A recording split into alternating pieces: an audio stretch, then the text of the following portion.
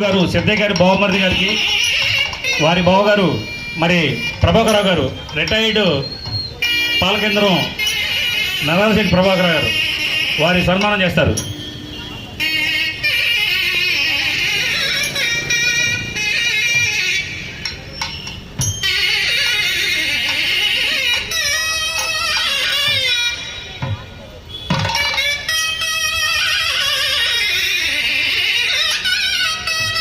శ్రీ లంకా వెంకటేశ్వర్లు గారు, ఘంటసాల గాయకులు శ్రీ సుబాని గారిని సన్మానిస్తున్నారు.